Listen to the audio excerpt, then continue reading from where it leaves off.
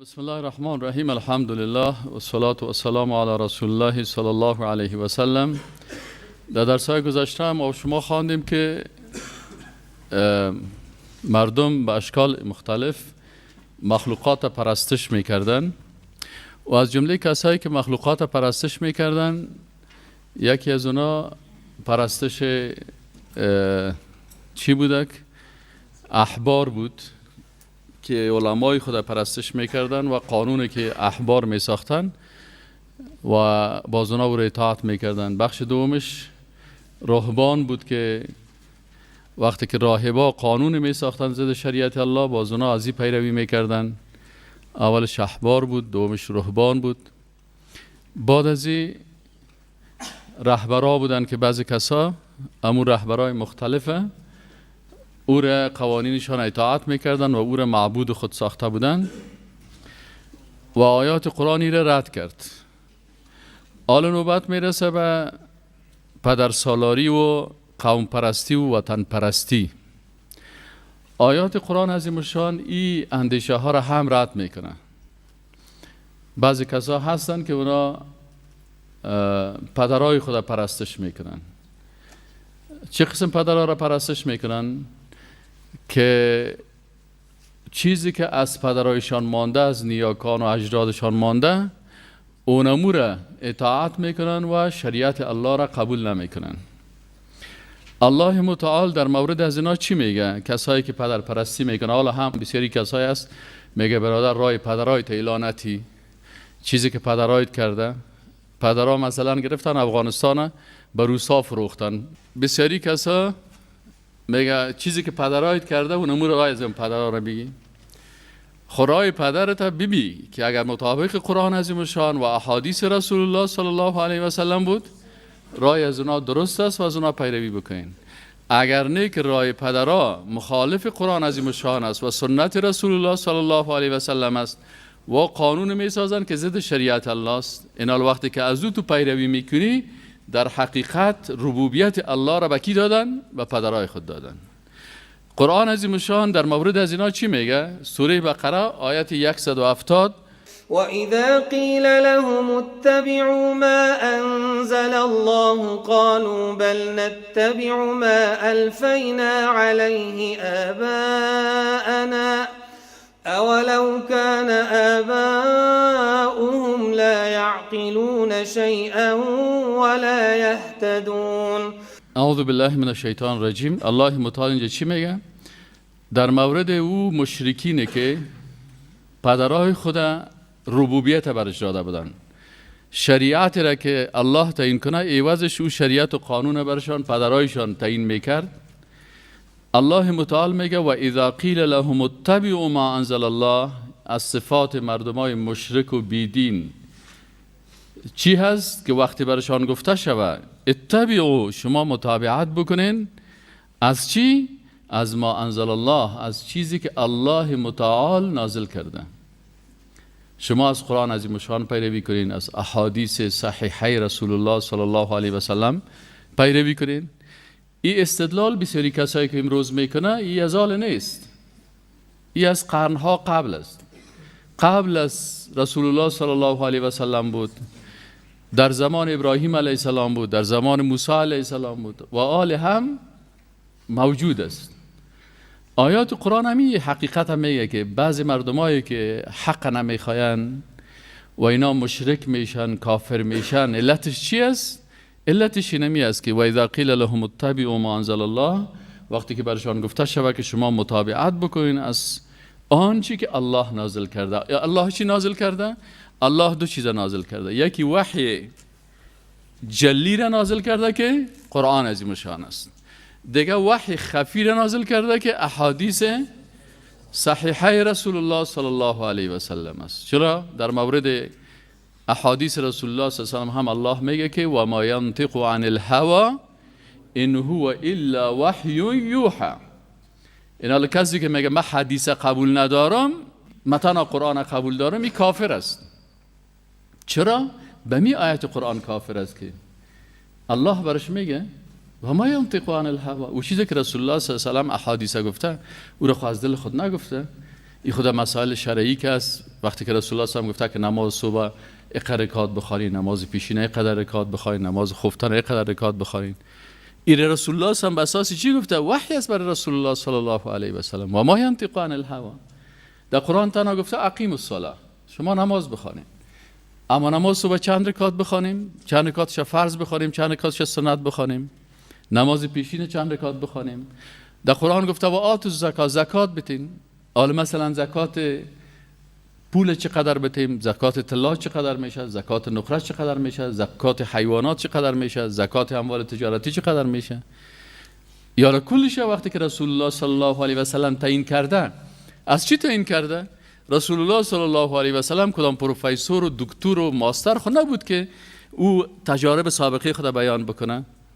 رسول الله صلی الله علیه و سلم شخصی بود که الله متعال من حیث یک امی که هیچ مکتب نخوانده بود او را معرفی کرد. به خاطر چی؟ که هر سخنی که در مورد دین میگه و ما ینطق عن الهوا است، وحی است، ان هو الا وحی یوحی. پس وقتی که بر از این مردم گفته شود که و اذا قیل لهم، وقتی که بر مردم های گمراه و بیدین و منافق و مرتد و کافر گفته شود که اتبعوا ما انزل الله، بیا از هیچ چیز پیرویم نمی کنیم از آنچه که الله و رسولش گفته. آنچه که الله نازل کرده، چی آیات صریح قرآن است و چی احادیث صحیح رسول الله صلی الله علیه و سلم است، آمنا و سلم را امی در بین ما و شما فیصله بکنه. در مشکلات اقتصادی، سیاسی، اجتماعی، در تمام مشکلات، هر جنجالی که بین ما و شما پیدا میشیم، بین رجوع میکنیم به کتاب الله، به آیات قرآن و به حدیث صحیح رسول الله صلی الله علیه و سلم. الله متعال میگه وقتی بر از اینا گفته شود که بیاین متابعت از ما انزل الله بکنین، چی میگن؟ قالو، میگه انسان های بیدین، بل نتبع، بلکه ما متابعت میکنیم ما از او چیزی که الفینا، الفت گرفتیم، عادت گرفتیم، رواج ماست. چی و اذا قیل لهم، کله چی دوی تا ویل سی اتبعوا، متابعت وکي د چی شینه؟ ما انزل الله، لاغه شینه چې الله نازل کړی. الله چی نازل کړی؟ کتاب دی الله او احادیث دی رسول الله صلی الله علیه وسلم. یو وحی جلی ده چې قرآن ده، او یو وحی خفی ده چې رسول الله صلی الله علیه وسلم احادیث ده. و اذا قیل لهم، کله چې دوی ته وویل سی راځي دا قرآن ده، دغه سنت ده، اما اولنی امت هم په دې قرآن باندې جوړ سو، اصحاب هم په دې قرآن و سنت باندې جوړ سو، خیر القرون هم په همدغه قرآن و سنت جوړ سو. په هغه وخت کې نه د ګروپونه وو، نه د ګروهونه وو، نه د احزاب وو، نه د سیاستونه وو، نه د شیانو، فقط ټول خلک د اصحاب د رسول الله صحابه، تابعین، تابع تابعین په چی شي جوړ سو؟ په قرآن او سنت. راځي چې د دې پیروي وکړو. قالو، بیا د گمراهان، د خلک چې قرآن او سنت نه مني، بیا دوی څه وایي؟ بل نتبع ما الفینا علیه آباءنا، بلکې موږ مطابقت د چی شي نه کوو؟ د هغه شی نه چې موږ الفت اخیستی، عادت کړی، د موږ د پلرونو نه پاتې ده، د نیکونو نه پاتې ده، د موږ د قوم نه پاتې ده، د موږ د وطندارانو نه پاتې ده، د مونږ ملک د سره واجده، د مونږ قوم کې د سره وته، مونږ قوم پرست یو، مونږ د ژبې پرستش کوو، مونږ مثلا د خپل د پلارانو پرستش کوو، مونږ حقیقی وطن پرستان یو. این همیشه شعار کی هست؟ شعار انسان‌های پدر پرست، قوم پرست، وطن پرست است. انسان مسلمان کی رو پرستش میکنه؟ الله را پرستش میکنه. ما قوم پرستی نمیکنیم، ما زبان خدا پرستش نمیکنیم، ما وطن پرستش نمیکنیم. آنجا که دین ماست آنجا وطن ماست. مکه وطن ما تو نیست، مدینه وطن ما تو نیست.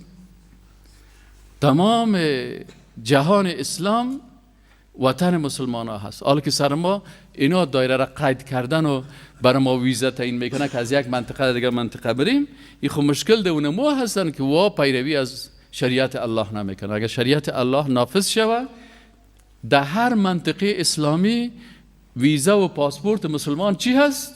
لا اله الا الله محمد رسول الله صلی الله علیه وسلم و من دخله کان آمنا. انما المشركون نجس، مشرکان نجس است. وارد مسجد الحرام نمانین، وارد حرم شریف نمانین. مسلمان خب باید متعاضدانه هر وقت که دلش شد بره. اینال الله متعال میگه قالوا بل نتبع ما الفینا علیه آباءنا. آل الله متعال میگه اولو کان آباؤهم لا یعقلون شیئا ولا یهتدون. اولو کان، آیا چنین نبود که آباؤهم پدرای از اینا لا یعقلون شیئا، خود پدرایشان عقل نداشتن، خودشان به عقل بدن. اگه به عقل نمی بدن که تو روس معامله میکردن. از این پدرای از یا که شجره شان بکشی، دوادی روس وزیر نبود، دوادی که روسا در افغانستان بود رئیس جمهور نبود، دوادی روس در افغانستان بود حکومت گرفته بود. از پدرایش فتواهای مفتیهایش نبود، مفتیهای شورای اسلامی که میگفتن. امینا مثلا وزیر نبودن، رئیسا نبودن.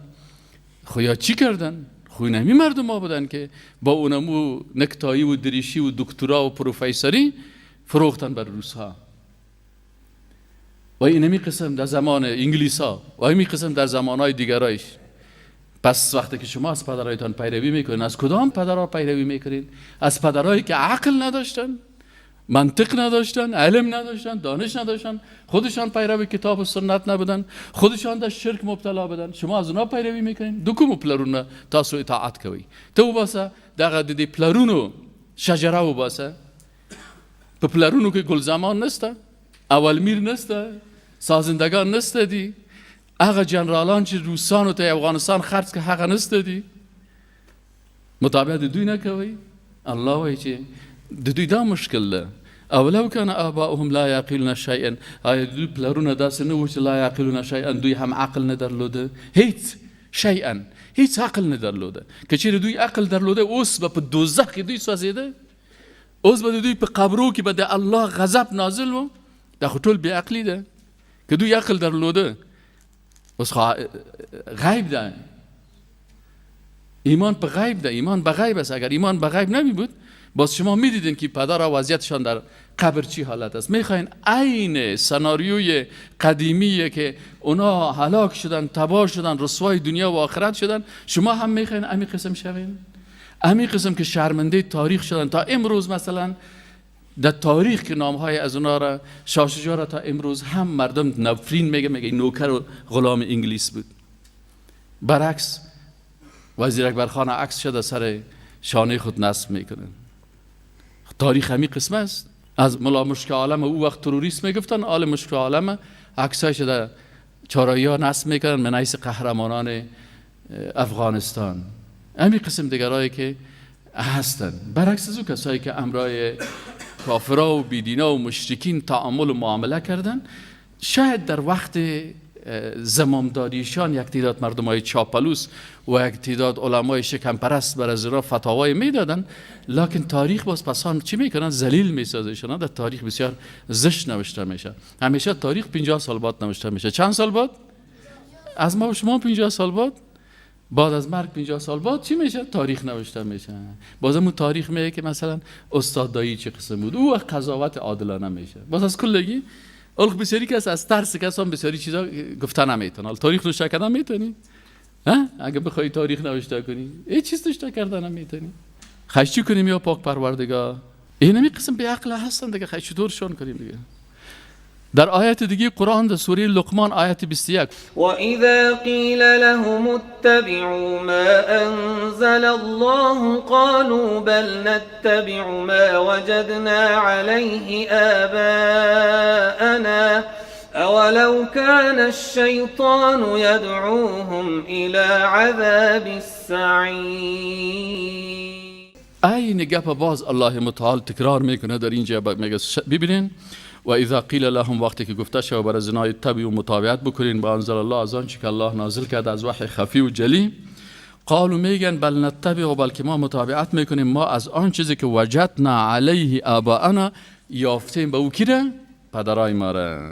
ما قوم پرست هستیم، وطن پرست هستیم، زبان پرست هستیم، پدر پرست هستیم، پدر کلان پرست هستیم، رواج پرست هستیم، عادت پرست هستیم. اینی مردم ها هست. حال چی است؟ اولو کان الشیطان یدعوهم الى عذاب السعیر. میگه آیا چنین نیست که مردم شیطان دعوت میکنه به طرف چی؟ عذاب دوزخ. خیکی نجات پیدا میکنه. یا الله الله متعال میگه و من یسلم وجهه الی الله، کسی که خود تسلیم کی بکنه؟ الله بکنه. ذکر جز است، اطلاق جز است، اراده کل. یعنی هر کسی که تمام اعضای بدن خود چی کنه؟ تسلیم بکنه به کی؟ به الله. و هو محسن، در حالی که نیکوکار باشه، تسلیم به الله بکنه و در نیکی روان باشه. فقد استمسک بالعروة الوثقی، اینی انسان است که به عروة الوثقی که قرآن عظیم الشان است و سنت رسول الله صلی الله علیه و سلم است، به این حقیقتا تمسک ورزیده. و الی الله عاقبت الامور، شما جگرخون نشین، عاقبت تمام کارها را الله متعال چی میکنه؟ به طرف الله میره و الله متعال او را باز جزایش میده. و من کفر، و کسی که کافر شد، فلا یحزنک کفرا، چی گفت؟ و من کفر، و کسی که کافر شد، فلا یحزنک کفرا، ترا جگرخون نسازه کافر شدن ازی. فلا یحزنک الینا مرجعهم، مرجع و بازگشت از اینا پس از کلشان به طرف ماست، کلشان به طرف آخرت در حرکت هستن. فینبئهم بما عملوا، فننبئهم، باز الله میگه ما با قدرت و عظمت خود باز برشان خبر میتیم با آنچه که اینا عمل میکردن. این الله علیم بذات الصدور، الله بسیار عالم است به ذات سینه های از اینا و آنچه که. آیات زیاد دیگه هم از در سوره حجرات الله متعال رد میکنه قوم پرستی را و الله متعال میگه که یا ایها الناس انا خلقناکم من ذکر و انثى و جعلناکم شعوبا و قبائل لتعارفوا. این بر معرفت است، این بر معرفت است. سوره حجرات آیت 13 ان اکرمکم عند الله اتقاکم. عقیده مسلمان باید باشه که بهترین انسان پیش الله کی هست؟ انسانهای با تقوا هست و ای قوم و وطن پرستی و قوم پرستی و پدر پرستی هیچ منفعت دیگه ندارن.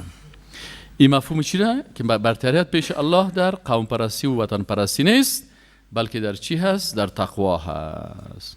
و در سوره انبیاء آیت 92 الله چی میگه؟ ان هذه امتکم امه واحده، این امت شما امت یگانه هست و انا ربکم، و ما پروردگارتان هستم، فاعبدونی، پس مرا عبادت بکنید. و باز توصیه میکنه بر رسول الله صلی الله علیه و سلم در سوره جاثیه آیت 18 ثم جعلناك على شريعة من الأمر فاتبعها ولا تتبع أهواء الذين لا يعلمون. ثم سپس الله متعال میگه جعلناک، گردانیدیم تو را ای رسول الله صلی الله علیه و سلم، علی شریعت من الامر، به شریعت از امریان بر توی رسول الله صلی الله علیه و سلم ما شریعتی را تعیین کردیم که در این شریعت قوم پرستی و زبان پرستی و انسان پرستی و رهبر پرستی نیست. این راه حق است، این راه حق است. فتبعها، متابعت از شریعت الله بکن. اینجا امر الله است، بالای تو فرض است که تو اطاعت از شریعت الله بکنی و متابعت از شریعت الله بکنی.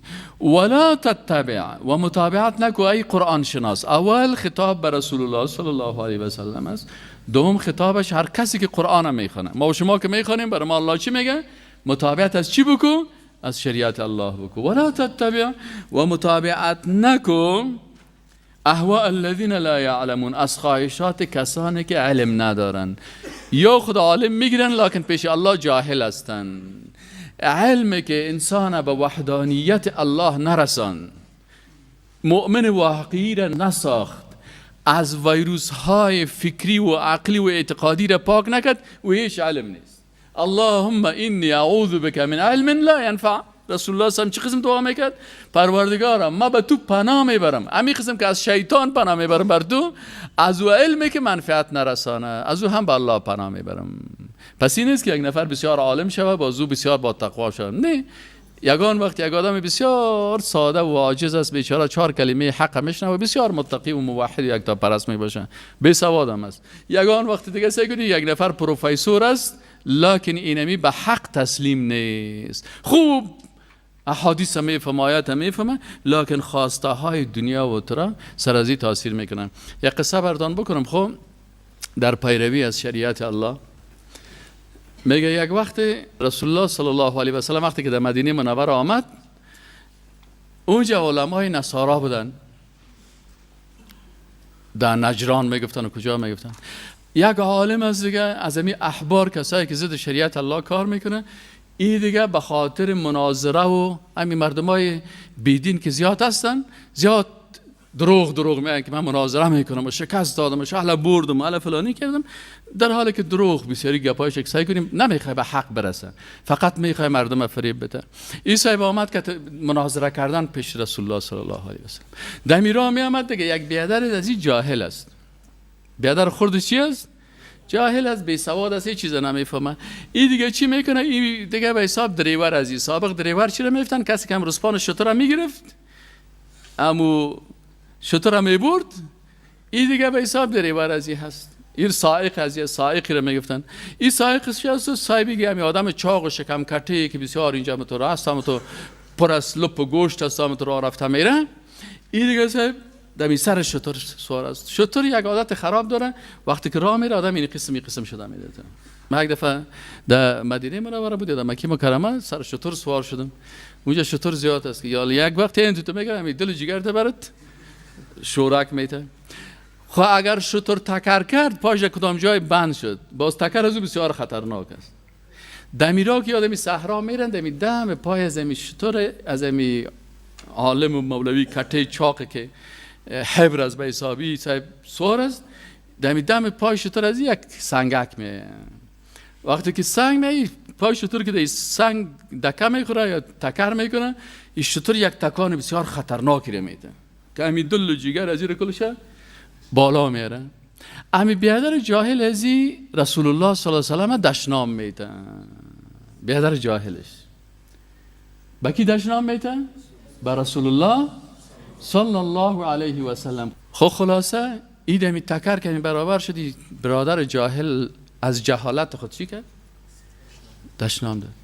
این برادر کلانش برش گفت که چند تا دوای غیر اکادمیکی که گفت، دوای خراب کوچه ای دیگه.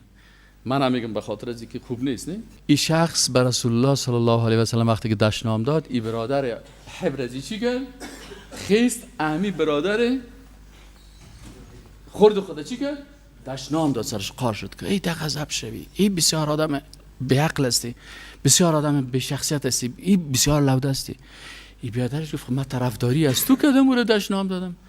گفت او بی عقل او لوده، دشنام نتی که او پیغمبر الله هست، سرت غضب الله نازل میشه. ای بیادر خوردش گفت چی میگی؟ بیادر کلانش گفت که او بیعقل او ساده، این کتاب که نازل شده این قرآن عظیم شان کلام الله هست و این محمدی که صلی الله علیه و سلم ما و شما مناظره کرده میریم، این رسول الله هست صلی الله علیه و سلم. این بیادر خوردش برش گفت که خیلی او لالای بزرگ، لالا میگن نه کلان که باشه، او لالا جان، او آقا بیادر. این برش گفت که آل تو که ایره میفهمی، آلی بیادر دیگه جاهل است، این دیگه ایران من. گفت تو که میفهمی که این پیغمبر الله هست و این کتاب که آورده قرآن عظیمشان از جانب الله هست. گفت آه بله. گفت دیگه چی؟ بیادر خودش پرسانش میکنه. گفت صفات عزی در کتاب ما آمده، پیغمبرای ما با آمدن از این بشارت دادن و کتاب قرآن که از آخرین کتاب است، کتاب آسمانی، باید کل ما به ایمان بریم. اگر تو یک پیغمبر دشنام میدی اتو نشه که یک سنگ آسمانی بیاید می فرقت بخوره، غضب الله سرت بیاید. چرا؟ الله دشمنای خدا باز هلاک میکنه. این برادرش برش میگه که او برادر جان، او لالا جان، او قربانت شوم، خیلی وقتی که پیغمبر حق است، دینش حق است، کتاب حق است، تو چرا مناظره کردن میری و جنجال کردن میری؟ تو چرا حق قبول نمیکنی؟ برش میگه که او لوده، من خود سیاست میکنم، اگر ما برازی بگویم که حق است، عبدالله ابن سلام رضی الله تعالی عنه وقتی که آمد برای قوم خود، برای یهودیا گفت که محمد صلی الله علیه و سلم حق است، اول نگفتن که یا عالم ماست، بزرگ ماست، با نسب ماست. وقتی که کلمه خواند پیغمبر قبول کرد، کل دروازه‌هایش بسته نکردن. او بیعقل، اگر من ایره مناظره نکنم، که از یا مخالفت نکنم، بازی قصر که برای من داده هیچی تو میشه، ایره باز از من میگیرن. بازی شترکای سرخ سرخ، وقت شتر سرخ مثل که حال یک موتر چی داشته باشی 2018 لند کروزر، این فرونه را باز از پیش من میگیرن. فهمیدی یعنی؟ بازی چیزا را میگیره، بازی پیسه‌ای که برای من میتایی یام از بین میره، بازی شکمه که مرا ببینی که در تخته پشتم چسبیده. او بیعقل، ما خب به خاطر سیاست میریم. اینجاست که برادر خردش برش چی میگه؟ برش میگه خو ما فهمیدم. وقتی که در مدینه منوره می ایمه یک چند تا دروغ و تکذیب و یگان مناظره دروغ خودم میکنه، ای عالمش، ای بیادر خردش وقتی که میایه در پیش رسول الله صلی الله علیه و سلم استاد میگه سکو از علم از او استفاده میکنه. چی میگه؟ اشهد ان لا اله الا الله و اشهد ان محمدا رسول الله صلی الله علیه و سلم. میگه دو طایفه مردم در روز قیامت بسیار پشیمان میباشن. یکی عالمه که دیگرها از علم از او استفاده کرده و به جنت میره، خود از این عالم به دوزخ میره. و یکی پدری که تجارت کرده و مالداری کرده، اولاداش از پیسه ازی در راه دین الله مصرف میکنه و در جنت میره، خودش به خاطر از این پیسه خود که از حرام پیدا کرده و غلط پیدا کرده و در راه حق رو مصرف نکرده، اگر حلال پیدا کرده باشه، باز خودش سبب دوزخ میشه. باز میگه این پدر و این عالم دیگه بسیار دمی کلک کلی خودم روز قیامت زدن میره که وای ما چی بدبخت انسان بدیم. این حال توسط از این عالم برادر خردش کلمه میخوانه، ولیکن خود از این به خاطر مطامع دنیا چی میشه؟ قبول نمیکنه، در حالی که میفهمه، در قلب خود میفهمه، لکن اقرار نمیکنه. چرا؟ ایمان چی است؟ اقرار به زبان است، تصدیق به قلب است و عمل بالجوارح است. باید با اعضای بدنت هم چی کنیم. اینال الله متعال چی میگه؟ ثم جعلناک علی شریعت من الامر فاتبعها. پس تو از چی مطابقت کن؟ ولا تتبع اهواء الذين لا يعلمون. از کسایی که علم ندارن مطابقت نکو. مردمای جاهل که است همیشه خواسته های نفسی خود سر تو تطبیق میکنن. والا مولوی صاحب اگر در مسجد ما مولوی میکنی، باز نمازم تو نرمک دیگه در کل رکعاتاش ان اعطینا را بخوان. الله میگه ولا تتبع اهواء الذين لا يعلمون. فهمیدی؟ وقتی که خانه ماشتوک شد، این پیش مادر اولاده دم بالی سرش بیا آزان بده. او برادر خود نامحرم است. او دو والدتون در افتادگی است. خیر است. ملا محرم است. در کجا گفته ملا محرم است؟ در کدام کتاب گفته که ملا و دکتر؟ بسیاری کسا میگن ملا محرم است، باز یک تعدادش میگن ملا و دکتر محرم است، یک تعداد دیگهش باز میگه یک سلمانیا محرم است. آل یک تعدادش میگه فیلمبردارا محرم است. این خلاص آستا چی است؟ الله متعال میگه ولا تتبع اهواء الذين لا يعلمون. کسی که علم نداره، تو پیشم کسی که میری شاگردی میکنی، تو برش بگو تو یک دفعه قرآن بخوان، برش بگو خیلی سمی سوره فاتحه را بخوان. اول پیشمک آمدی بگو استاد بخوان. یعنی قاری صاحب تو بگی غلطی های استاد بگی غلطی های من قاری صاحب کلگی شد. اگر من یاد نداشتم بگو غلطی من بگو بخی شاگردی تو را چی بکنیم؟ تو خودت قرآن یاد نداری. اعوذ بالله من الشیطان الرجیم. بسم الله الرحمن الرحیم. الحمد لله رب العالمین. اینجا عالمین این مرد عارض للسکون است، باید قدر خوب بفهمی. الرحمن الرحیم. یگانه که ببینید 40 سال نماز میده بازن الرحمن الرحیم نیست، این او ظروف مرققه است. الرحمن الرحیم مالک یوم الدین ایاک نعبد و ایاک نستعین اهدنا الصراط المستقیم صراط الذين أنعمت عليهم غير المغضوب عليهم ولا الضالين.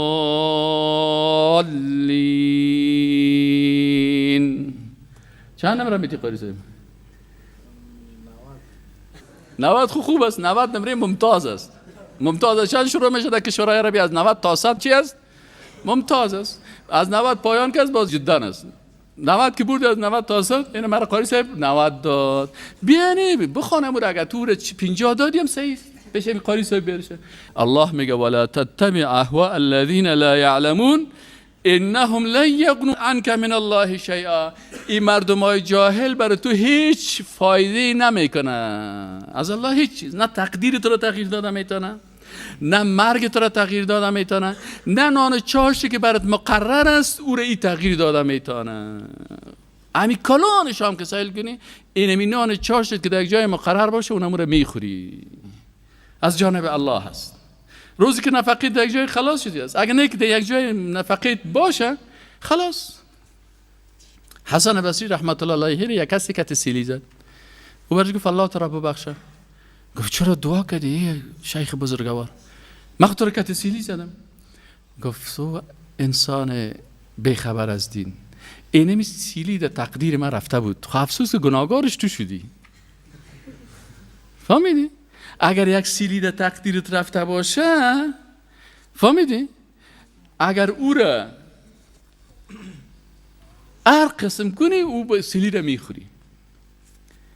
اگر رزق روزی در یک جای باشه، اینمی اگر چاشت قسمت ما الله کباب نشته کرده باشه نه، اینمی قریزه به غیرت میت الله چاشت. همین نمازه که خلاص کرد میاستا که در گوش من میگه ساد نریم یک هتل. اگر نه که در قسمتم نباشه کچالو باشه، هر قدر که این بغلش تختقک بده اون طرفش تختقک بده قاریسه والا نیست چطور است چنان تیر خدا میره. متوجه است؟ انهم لا یغنوا عنك من الله شیئا. اینمی مردم، اینمی جاهلا، این مردمای بیدین که است بر تو از الله هیچ چیز را فایده رسانده نمیتونه. و این الظالمین بعضهم اولیاء بعض.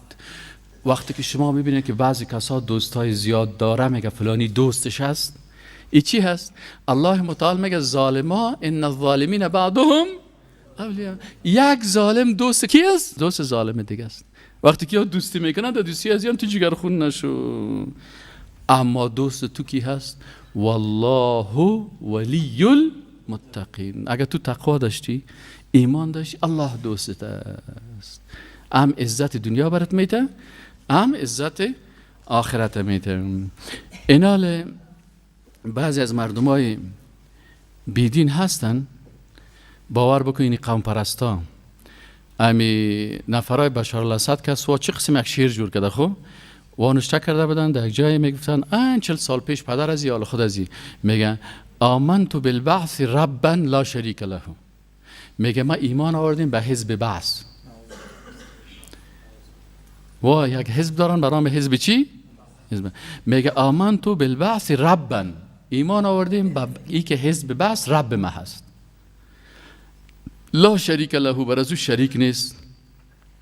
و بالعروبت دینا، و به قوم پرستی عرب ایمان آوردیم. ما له ثان، دیگه بر از او چیز من ایمان دومی ندارم. یعنی یا به حزب بعث و به قوم پرستی عربی. این مردمای سوریه‌ای که طرفدارای حافظ الاسد و بشار الاسد هستن، این کفر نیست این شاعرش. ایناله ای چی هستن؟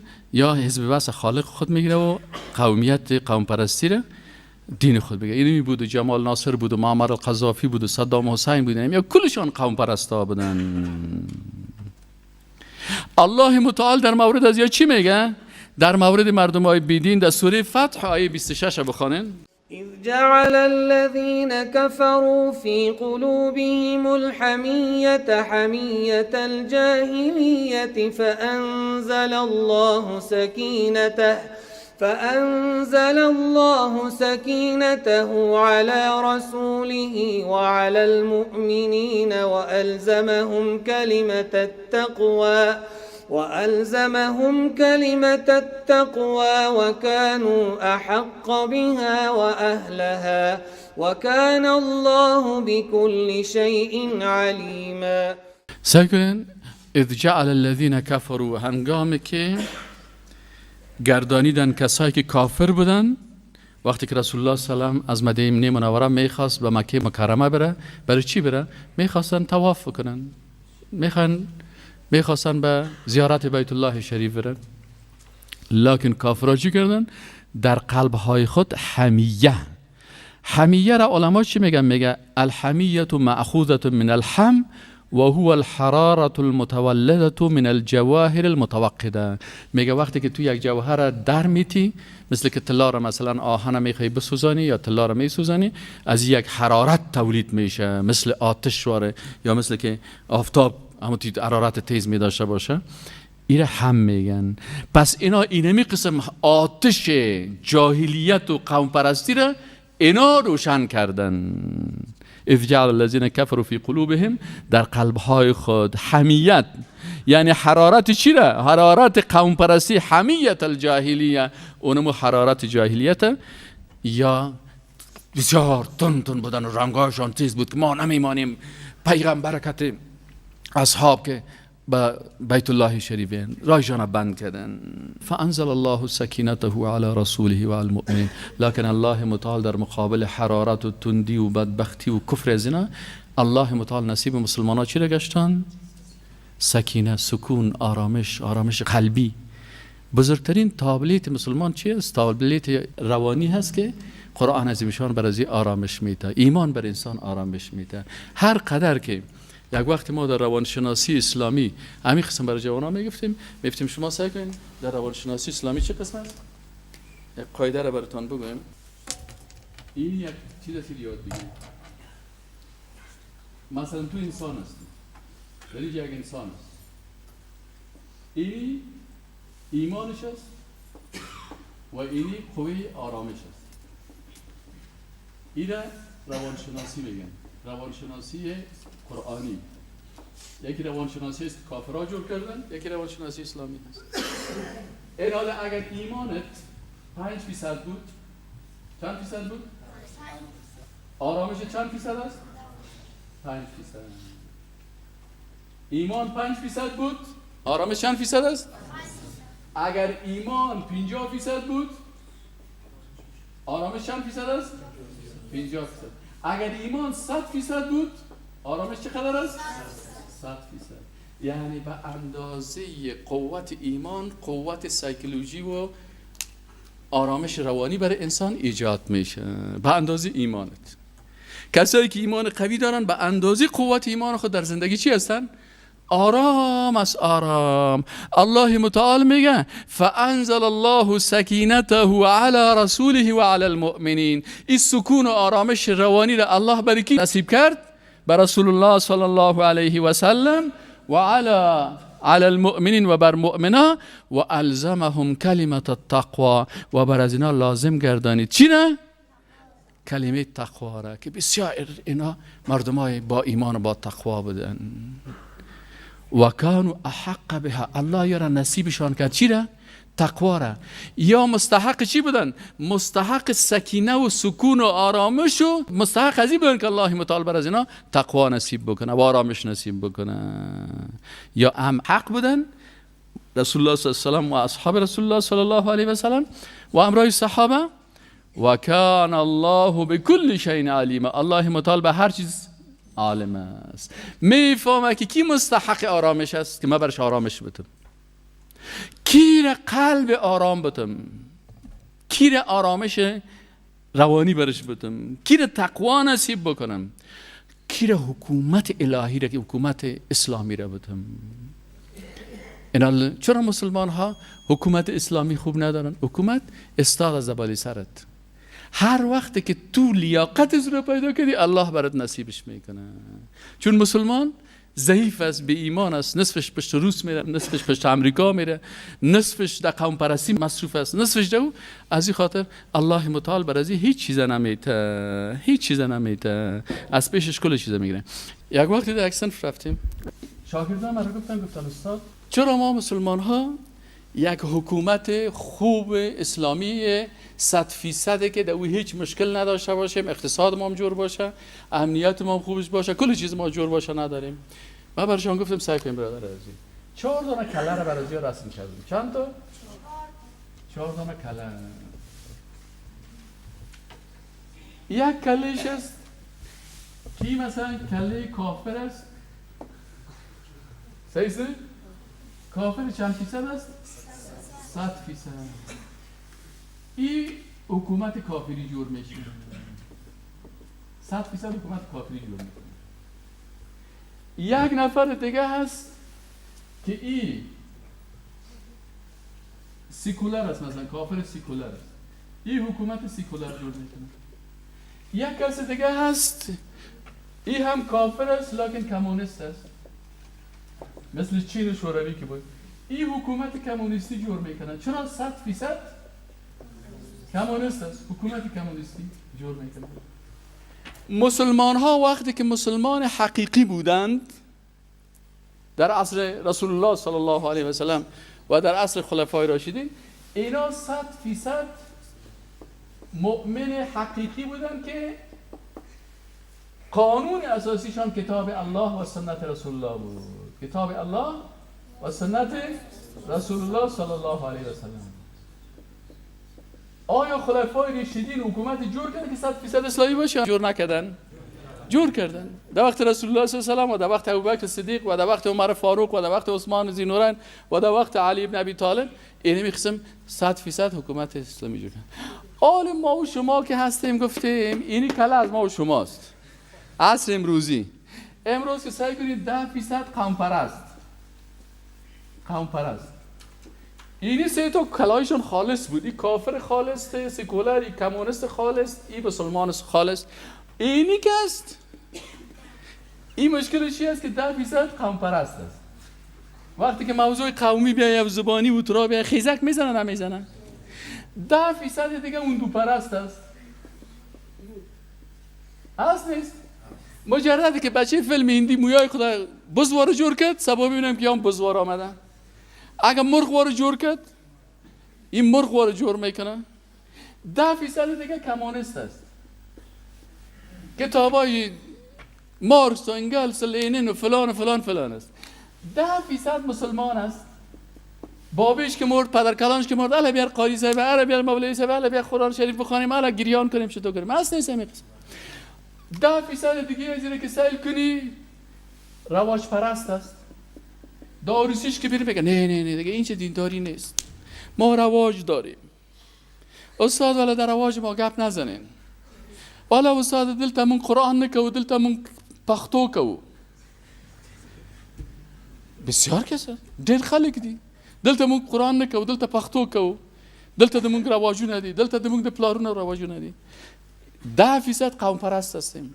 والا استاد در این قسمت ما دیگه نمیشه که از پدرهای ما مانده و رواج ماست و ما عادت داریم که دختر خدا بفروشیم و ما عادت داریم که باز پیسه زیر باز بریم برش یخچال بخریم و فلانی بخریم، باز بعد کت داماد روان کنیم، باز دریچیه که از پیسه از بخریم، پس بگیم که ما خریدیم. این دروغه. ها 2 لک روپیه از داماد میگیره، پس سر داماد مصرف میکنه، باز رو دروغ میگه که این نمیشه. 10% دیگه خوب دروغگوی بیرقی سیم، دروغگوی یکی دروغگویای عادی است، یکی دروغگوی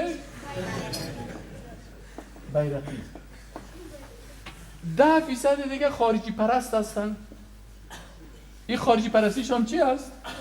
بیرقی. بیرقش بالا است که گاهی کت روس است، گاهی کت امریکا است، گاهی کت فلانی. 10% آخر دیگهش که چی شد؟ خارجی پرستی بیرقی است. بیرقی خارجی پرست.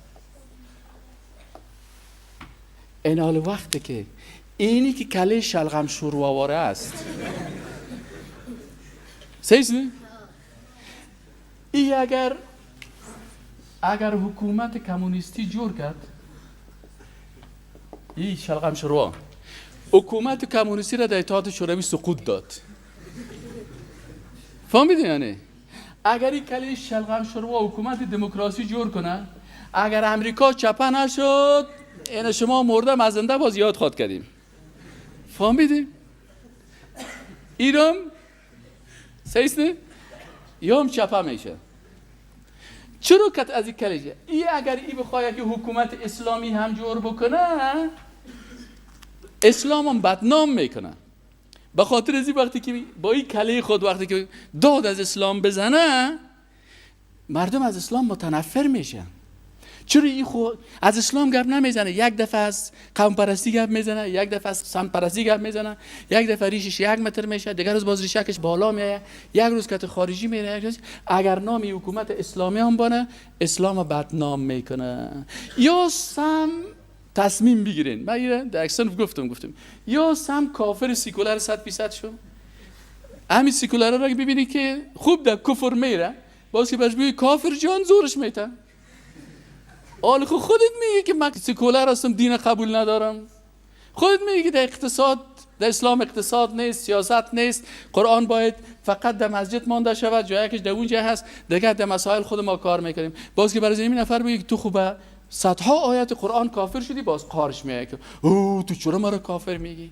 اگر کمونیست شد برش بگی که او مرده که تو خودت عکس لنین و مارکس انگلس در بالای سر کلایت مانده بودی، وقتی که شما قدرت داشتین، قدرت سیاسی داشتین، در بالای سر کلایتون عکسای کی را مانده بود؟ رهبرایتان عکسای اینمی کمونیستا و کافرها را مانده بود. پیش قبر لنین وقتی که میرفتین امی شما بودین که پیش قبر لنین چی میکردین؟ سجده میکردین، سرتان خم میکردین. وقتی که پیش رسول الله صلی الله علیه و سلم صحابه آمدن گفت وقتی ما یک دوست خدا میبینیم، متوجه هستین؟ وقتی یک دوست خدا میبینیم بر رسول الله صلی الله گفت که چطور کنیم؟ رسول الله صلی الله علیه و سلم یک صحابی آمد پیش رسول الله صلی الله علیه و گفت وقتی که انسان که دوست خود قول میکنه چی باید بکنه؟ گفت اینحنی له سر خدا پایین کنه. رسول الله گفت نه، انحنا چرا نمی سر خدا خم بکن؟ این گفت نه، سر پیش بنده سر خم دست ثابت خوب سم سر پاس انحنا نکن. حالا اینا رفتن انحنا پیشی کی کردن؟ پیش قبر لنین میکنن. باز که برش بگی که چوچه که لنین جان کافر جان لنین زاده صاحب، باز او چرا مرا گفتی؟ اما اگر اینی کمونیست واقعی را که در شوروی بری کتشگاه بزنی برش بگی تو کمونیست هستی؟ میگه بله من کمونیست هستم. بگوی پیرو لنین هستی؟ میگه بله پیرو لنین هستم. خلاص راهش معلوم است. این حال کل مرداری را کی کرده؟ وقتی که مؤمنای حقیقی بودن، وقتی که عمر رضی الله تعالی عنه خلیفه مسلمان ها بود، وقتی که ابوبکر صدیق رضی الله عنه خلیفه مسلمان ها بود، وقتی که یک حکم الله میشد میگفت آیا این حکم الله نقض میشه و من زنده باشم؟ گفتن ابوبکر صدیق اون طرف روم است، فارس است، مشکلات است، این طرف منافقین هستن، این طرف مثلا بعضی مردم ها خیستن مرتد شدن، در وقت ابوبکر صدیق نشدن. مسیلمه کذاب اون طرف است، بعضی کسا زکات نمیدن. ابوبکر صدیق رضی الله عنه گفت سعی کنین این دین اسلام پشت لشکر مشکل و پشت 4 نفر و 5 نفر نیست. اینمی لشکری را که رسول الله صلی الله علیه و سلم گفته که به رهبریت اسامه ابن زید رضی الله عنهما به طرف روم بره، ولو که در داخل به هزارها مشکل باشه این لشکر باید بره. من لشکر رسول الله صلی الله علیه و سلم، لشکری را که رسول الله صلی الله علیه و سلم گفته که حرکت کنه، ما او را توقف نمیتم. برو بخیر تو طرف برو، بان این ما را ما که زمین داخلی و که الله متعال عمد اوج نصرت دادشانه عمد. چرا که 100% چی بود؟ آلی این قسمی مؤمن 100% اگر شوی هر وقت الله متعال کل چیز برای تو میده. بس 313 نفر در بدر الله متعال نصرت نداد؟ وقتی که به الله استغاثه کردن، دست خدا بالا کردن بر الله، استغیثون ربکم، چیغ زدن. استغاثه چی رو میگه؟ چیغ زدن کلگی میفتن رسول الله یا الله یا صحابه ضعیف هستن، یا الله ما ضعیف هستیم. استغیثون ربکم فاستجاب لكم، اجابت کی کرد؟ الله. 5000 ملائکه برشان روان کرد. 5000 ملائکه، در حالی که اگر یک جبریل امین رای میکرد یک ملائکه را، یک ملکه برای کل از کافرها بس بود. هم یک سیلی میزد. حالا ما و شما که هستیم انسان ها در مقابل ملائکه مثل چی وارست؟ مثل مرچه ها پیش ما و شما. یک روز یک شاگرد آمده من میگه استاد ببخشی همی ملک الموت چه قسم روح مردم میگیره؟ یکی در شرق است یکی در غرب است. در کجا هست؟ تو بیا. این حالا مثلا من گفتم بچه جان فکر کنی کره زمین است. این چی است؟ اینی کره زمین است. این کره زمین از مثل ما و توارش پشواب پر است. سیزنه؟ این کلی تو پر است مرچه وش پش باشه. این امیل یک از بر ما باید در شمال ازی 60 تا را بکش و در شرقش هم بکش، در غربش هم بکش. سیزنه؟ ایناله بلرزانشن. سعی شد نه؟ اینال زمین موجود در مقابل ملائکه چی است؟ مثل اینی کلگک اشتب در مقابل من. چرا ملائکه که هستن بزرگیشان وقتی که رسول الله صلی الله علیه و ملک الموت جبریل امین میگه من در شریع اصلی دیدم، میگه پایش در زمین بود و سرش را کجا میخورد؟ تا آسمان. پس این حال وقتی که ملک الموت بخواه که مثلا به هزاران نفر و میلیون نفر در یک ثانیه بکشه، این کره زمین پیش روش چقدر است؟ تو آمدی ملائکه را به خود تشبیه میکنی که این یک هستی، یک لقمه هستی، فکر میکنه والا این تو مثل موارث. شما هر چیز باید بفهمین قوتش و جسامتش و بزرگیش. پس اگر ما میخوایم که مسلمان حقیقی باشیم و مسلمان واقعی باشیم، اینی گندگیایی که در کله هست یا رو باید چی کنیم؟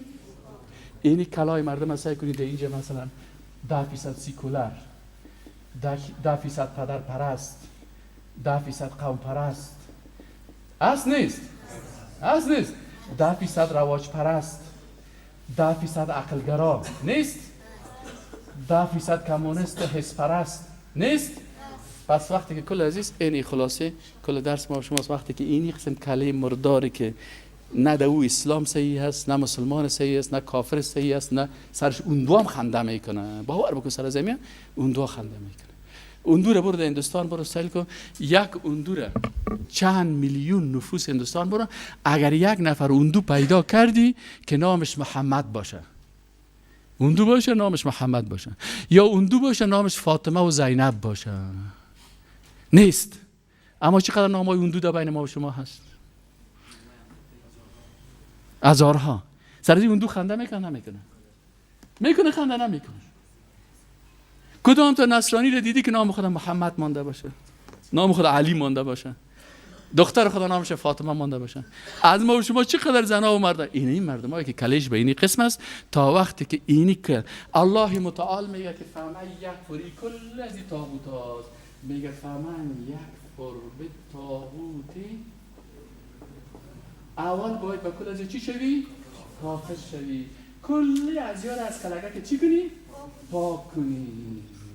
وقتی که کل از یار پاک کردی، گفتی نه مثلا کمونیست هستم، نه سوسیالیست هستم، نه دموکرات هستم، نه قوم پرست هستم، نه فلانی هستم، باید بگی که لا اله الا الله